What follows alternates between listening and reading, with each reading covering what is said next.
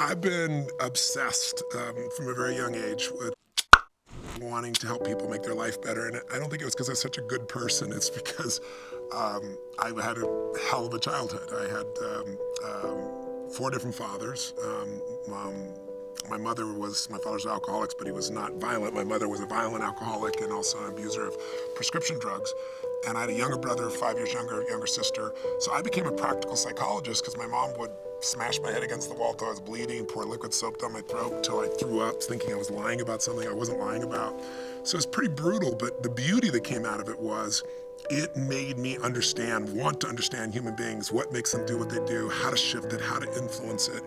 And if my mom had been the mother I'd hoped she'd been, I wouldn't be the man I am today, which I'm proud to be. So, the universe has a unique way of guiding you if you pay attention to resources. And I became resourceful out of pretty much a necessity. Today, I just hate to see people suffer, and I love to see people lit up, and most people settle for far less than who they are capable of being and who I think they really are in their heart and their soul. The secret to living is giving, as corny as it sounds. I had an experience where I was driving on the 57 freeway, not far from here in San Gabriel Valley, and it was midnight. I was driving my 1968 Volkswagen Bug, Baja Bug, and I was been in business for, a year and a half, and I was working my guts out, and I was so frustrated because, I always say that most people overestimate what they can do in a year and they underestimate what they can do in a decade or 2 or 3, right? So I'd been working for this year and a half as hard as I could work, and nothing was working at the level I wanted, and I was so frustrated. I was mad with myself, I was mad with the environment. I was feeling overwhelmed and stressed. It's midnight, I'm exhausted. And all of a sudden, this thought hit me, and I literally pulled over on the side of the road, and I've always kept physical journals. I still have the journal to this day. And I wrote on this one whole page, "The secret to living is giving." And I sat there and I cried because I just realized my life for the last year had gotten focused on why isn't it working instead of how do I give more? And I made that shift, and it was one of the most important shifts in my entire life. And for probably a year, things started to get better. And then, you're in business, you make mistakes, I was a young kid. And I found myself all of a sudden in a 400 square foot bachelor apartment. I'd lost the progress that I'd made. And I was so broke, I had, $21, $22, whatever it was, to my name. I'm living in a 400 square foot bachelor apartment. I'm feeling sorry for myself. I'm watching Luke and Laura on General Hospital. I was a mess. I was a total mess. And I realized I've not paid my rent, and I'm out of money. And I don't have any prospects for some new cash in the short term. How am I even gonna eat? So I decided to go to this all-you-could-eat salad bar that they had around the corner of this place called El Torito. It's still there in Marina Del Rey.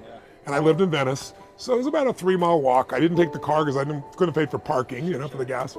And I walked there and I went in and I had this meal where I basically loaded up for the winter. I ate plates of food, just tacos and salads and everything else. And while I was sitting there, there was this little boy that came in. He opened the door and he was wearing this little vest, this little suit. And he, probably 9 years old, something like that, 8, 9, 10. And he held the door open, and in walks behind him this beautiful woman who was clearly his mother. He sat down, he pulled out the chair for her, and he was just so attentive to his mother. He was just so with her that honestly, I was moved. And so I finished my meal, and then I got up and I paid the bill, and it was like $6 in those days, for all you could eat salad bar, whatever it was. And so I had whatever's left, $17, $18, $19. And I walked over to this little boy before I left. And I said, hi, and I introduced myself. I said, I'm Tony, and he told me his name was Paul or whatever it was. I don't even remember his name. This little boy. I said, Paul, I said, you are a class act. I said, I saw you held the door open for your woman. I saw how you pulled out the chair for her. I said, taking her out to lunch like that, that is really cool. And he goes, well, she's my mom. Right. And I said, that's even more cool. And I said, taking her to lunch. He goes, well, I didn't take her to lunch. He goes, I think he said he was 8 or 9. He said, I'm 9 years old. I don't have a job yet. And I said, yes, you are taking her to lunch. And I reached in my pocket and I took all the money I had left, whatever it was, $17, $18, $19, and I dropped it in front of him. I had no plan to do this. It wasn't like manufactured. I wasn't trying to impress this woman. And he looked up at me like shocked and he goes, I can't take that. And I said, sure you can. He said, how come? I said, because I'm bigger than you are, right? And he laughed like crazy and I didn't even say another word. I just walked out the door. And I gotta tell you, it was the most powerful experience of my life because I didn't walk home, I kind of flew home. And I should have been like, what is the matter with you? You have no money for food. You get the last little pennies you have left. But I had no fear. I had no scarcity. And I got home and I realized what I'd done. I was like, I have no money now. I have like no money, nothing, right? I was trying to conserve by going there, you know?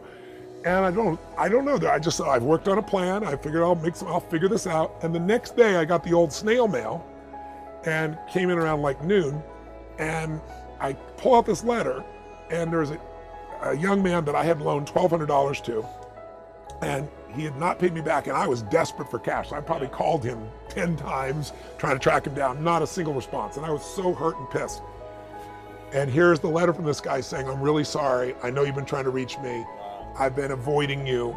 And here's the money you owe, and I'm gonna give you some interest as well. So I got, at that point, that was like more money than anything. And so once again, I'm sitting there, tears going down my face. I'm an emotional character.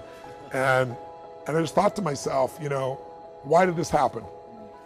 And I chose to believe, I don't know if it's true, but I chose to believe that it's because I let go of trying to just take care of myself. I did what was right. I didn't plan it. I did it spontaneously. I saw it. It felt right to me. I did it.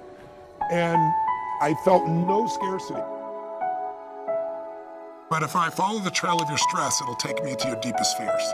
And I always believe that life is the dance between what you desire most and what you fear most. That's where people play. And what we all need is a life that's more meaningful, a life that's more fulfilling. So many people say, well, when I'm rich, I'll give some money. Right. If you won't give a dime out of a dollar, I can promise you're not going to give 10 million out of 100 million, right. Not a trillion years. So if you start, what I always believe is it transforms you. When you have nothing is when you need to give.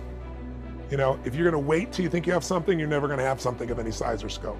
There's something inside the human psyche that when you do what's right and you get outside of yourself, there's something that'll click for you.